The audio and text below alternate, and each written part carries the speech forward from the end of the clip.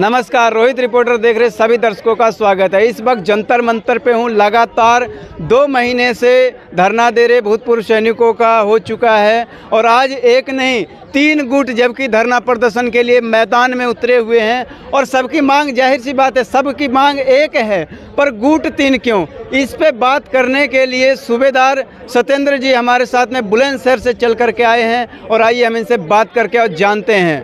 Sir नमस्कार, Rohit reporter में स्वागत है आपका। जी, मैं भी जो है आप लोगों का अभिनंदन करता हूं क्योंकि चौथा पिलर जो है नेशनल मीडिया तो आया नहीं है जी, उसको आप कवर कर रहे हो, आपका बहुत बहुत आभार व्यक्त करता हूं। सबसे बड़ा सवाल ये सर कि जब मांग लोगों की एक है तो आप लोग 3 गुट में कैसे बट गए? देखो भाई, 3 गुट का तो तीसरे का तो पता नहीं, लेकिन 2 गुट आमने सामने है। हाँ। वो गलती हमारी नहीं है। गुट भले ही जो हो, लेकिन हमारी मांग एक है और सैनिक भी जो है सब एक है। सैनिकों में एकता है। 1-2 बंदे हैं जिनकी वजह से आज जो है इधर हमें बैठना पड़ा है। उनके निकम्मेपन के कारण कहो या उनकी गलती के कारण कहो या उनकी जो घटिया सोच के कारण कहो, हमें यहाँ बैठना पड़ा है। हमें सुनने में ये भी आया है कि जो 20 फरवरी की जो धरना था उसका कमान सुरेंद्र पहलवान ने संभाला था। उस बीच में सुरेंद्र पहलवान करीब 10-15 दिन आए और फिर बीच में गायब हो गए और फिर जो है कि आज 60 दिन जब धरने के पूरे हो जाते हैं तो अचानक से एंट्री मारते हैं। इस पर क्या कहेंगे आप? नहीं, देखो 14 नवंबर का जो धरना हुआ था 2022 में, वो भी सुरेंद्र पहलवान जी ने कराया था। मैं आया था उसमें, ठीक, इन्होंने ही कराया था। जो भी खर्चा हुआ था सब इन्होंने किया था और इन्होंने ही अगुवाई की थी। उसके बाद में 20 तारीख का जो धरना हुआ था 20 फरवरी का, वो भी इन्होंने ही, पूरा जो मैनेजमेंट इनका था और ये या बीच में भी आते रहे हैं और इनकी कोई गलती नहीं है। ये तो 9 तारीख को जो है इनको बस जो है इन्होंने कोई बात बोल दिया कि भाई ये पर्ची मत काटो, पैसा खराब चीज़ है, पैसा आ जाएगा तो घमंड आएगा, घमंड आएगा तो फिर नुकसान देगा, हमारे प्रदर्शन को, धरने को नुकसान होगा। लेकिन इसी बात के ऊपर इनको अलग कर दिया। इन्होंने तो बहुत अच्छे से काम किए। इन्होंने तो पहले 50-50 हज़ार रुपये भी दिए। हाँ, जो भी इनके पास आ गया, जैसे जीडी बख्शी साहब का भी एक धरना कराया है, वो धरना नहीं सॉरी जो अपना करगिल वार था, कोई प्रोग्राम था, उन्होंने बोला भाई पहलवान कुछ मदद चाहिए। बोलो क्या? बोलो 2 लाख रुपए खर्च होंगे। बोलो ये लो। ऐसा ही कपिल जी ने जो इधर झज्जर में हुआ था एक प्रोग्राम, वो भी करगिल शहीदों के बारे में था, तो उसमें उन्होंने कॉल किया कि पहलवान साहब कुछ मदद चाहिए। बोलो क्या?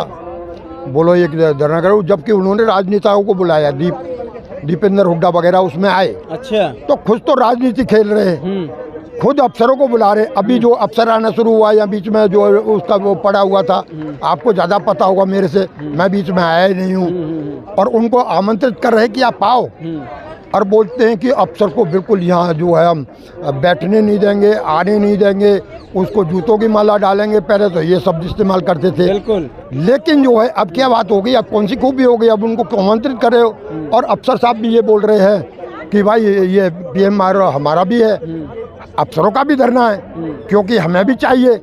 मतलब उन्होंने जो ले लिया उनको कम लग रहा है, और ले लो। तो ये क्यों बुला रहे भाई अफसरों को, जब ये अफसरों का धरना है ही नहीं, जैसे जवानों का धरना है, तो ये अफसरों का क्या मतलब बनता है?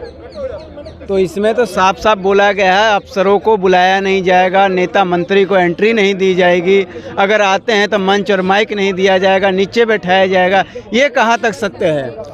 ये सत्य अभी मैंने वीडियो देखा एक, आप लोगों ने डाला, मीडिया वालों ने, और एक यूट्यूबर है, वो भी शायद फौजी है और पतले से है, नाम तो मैं जानता नहीं हूँ। वो आमंत्रित कर रहे कि सभी आपका स्वागत है, आप आइए डेली धरना प्रदर्शन में बैठिए हमारे साथ, आप भी हमारा हिस्सा हो। अरे हिस्सा कहाँ हो गए? जब अब तक तो हिस्सा थे नहीं। ये बोलते थे कि नहीं अफसर को नहीं आने देंगे, अफसर से बहुत एलर्जी है, तो अब क्यों बुला रहे हैं उनको, क्यों आमंत्रित कर रहे हैं उनको?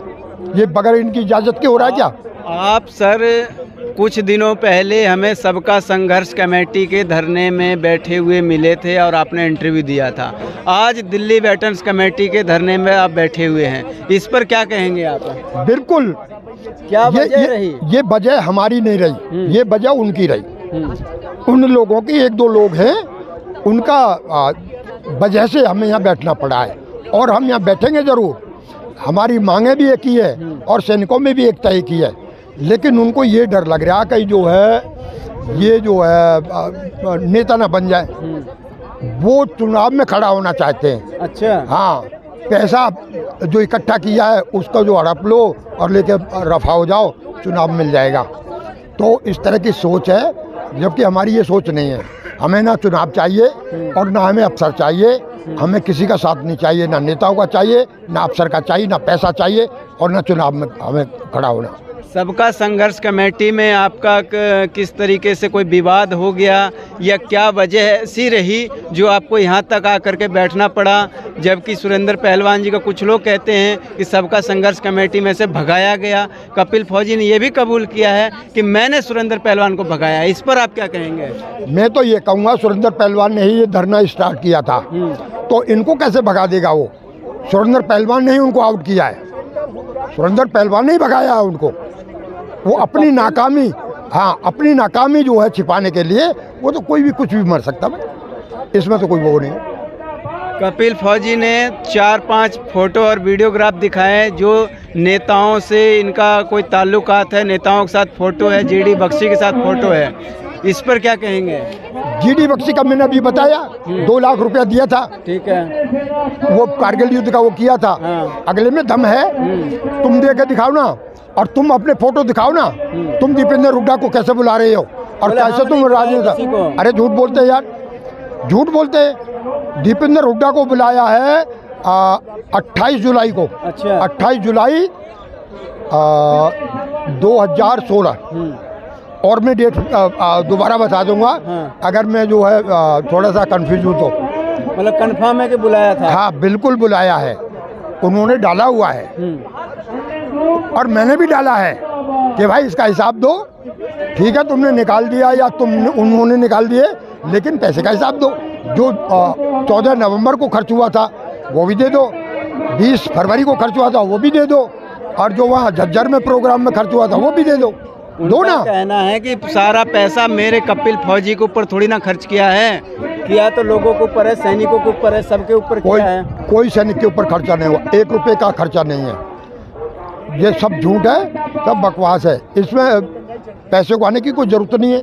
अब यह क्या है, कौन सा टेंट लगा रही है? 2 दरी ले रखी है इन्होंने, और ये 3 स्टूल है, और क्या है भाई? इन्हीं का किराया इतना हो जाएगा क्या? स्टूल अपने खुद के खरीदे, जो रसीद काटी है, जो पर्ची काटी है, उसमें से खरीदे हुए है, तो किराया भाई देना नहीं है, तो फिर कहाँ गया पैसा? वो उनका ये भी कहना है कि जो पैसा, जो चंदा कट रहा है, जो पर्चियाँ कट रही है, वो जैसे कि हमारा रामलीला मैदान में प्रोग्राम होगा, उसका खर्चा कहाँ से आएगा? इसलिए हम तैयारी में लगे हुए हैं, और भी धरने में तरह तरह के खर्चे होते हैं, इसके लिए पर्ची काटना ज़रूरी है। मेरे को नहीं पता भाई, रामलीला मैदान में खर्चा होगा या इलेक्शन लड़ेंगे उसमें इस्तेमाल करेंगे, ये तो उनको पता होगा। ये उनसे पूछो भाई, ये पैसा जो इकट्ठा किया तुमने, कहाँ जो इलेक्शन लड़ने वाले हो, चुनाव लड़ने वाले हो, किस लिए खर्चा होगा भाई? वो उसमें खर्च करोगे या जो है रामलीला मैदान में खर्च करोगे? कहाँ खर्च करोगे? ये तो उनसे पूछो, ये मेरा सवाल है। खर्चा अगर होगा भी तो आगे जब ये कमेटी धरने के लिए कोई प्रोग्राम बनाएगी तो और पैसा जिस तरीके से अब आ रहा है ऐसे ही आ जाएगा। खर्चे की अभी से टेंशन क्यों ले रहे हो कि आगे के लिए अभी क्यों जोड़ रहे हो पैसे? नहीं जोड़ने चाहिए ना। दूसरा, आप का जो सवाल है वो एक सवाल बहुत है कि सबका संघर्ष कमेटी का धरना था, अभी ये दिल्ली वेटरन्स का सुरेंद्र पहलवान का धरना है। धरना चाहे सबका कमेटी का हो, धरना चाहे दिल्ली वेटरन्स का हो, मैं आपको बताऊं, एक बटालियन होती है, उसमें कंपनी अलग अलग नाम से होती है, लेकिन एम सबका एक ही होता है। सबका टारगेट जो होता है, एम जो होता है, अगर अलग अलग कंपनी नाम होता है लेकिन सबका एम एक है, तो बेशक अलग अलग बैठे हो लेकिन सबका एम और सबका टारगेट अपनी मांगे पूरी करानी। सत्येंद्र जी, ये भी बता दीजिए कि जब 3 गुट में धरना ये बट चुका है, इस तरीके के जो कुछ सैनिक होंगे जो दूर दराज से देख रहे हैं चैनल के माध्यम से कि हमारी हक की लड़ाई लड़ रहे हैं, तो उन लोगों को कैसे पता चलेगा कि ये कमेटी अपनी जायज़ मांग पे है या वो कमेटी जायज़ मांग पे है? गुमराह दिल्ली वेटरन्स कर रही है या दिल्ली सबका संघर्ष कमेटी जो है लोगों को गुमराह कर रही है? कैसे पता चले उन लोगों को? देखो, ये तो विश्वास टूट मैं जाएगा। पहले भी बोलता रहा हूँ और आज भी बोला है और मैं भाषण में भी बोल चुका हूँ। OROP का उन लोगों को जो नेता बने हुए हैं उन लोगों को ABCD नहीं पता OROP के बारे में। आज मैंने बताया है कि OROP है क्या चीज़, लेकिन वो जो OROP को एक ऐसी कोई दवाई मान रहे हैं कि OROP की दवाई से बीमारी ठीक हो जाएगी। ना OROP कोई टैबलेट है, ना कोई कैप्सूल है, ना कोई इंजेक्शन है, ना कोई सिरप है और ना कोई गुट्टी है। OROP तो एक इन्होंने बीमारी बना दी, खुद में बीमारी और लाइलाज बीमारी बना दी इन लोगों ने। OROP कोई थी नहीं भाई, जो है ये इसका मकसद। और जो 73 में यानी तीसरा वेतन आयोग लागू होने तक जवान से लेकर सूबेदार मेजर तक जो हमें 75% पेंशन के रूप में दिया जाता था, जो दे था, यानी पूरा जो वेतन था उसका 75% हमें पेंशन के रूप में मिलता था जवान से सूबेदार मेजर, और अधिकारी को मिलता था 30%। और तत्कालीन प्रधानमंत्री ने ये बोल के कम करवा दिया, 50% करवा दिया कि जो है कुछ देश की स्थिति डाउन हो गई, आर्थिक स्थिति, क्योंकि युद्ध लड़ा है भाई। हम भी देश के हैं, हम देश के लिए जीते, देश के लिए मरने वाले।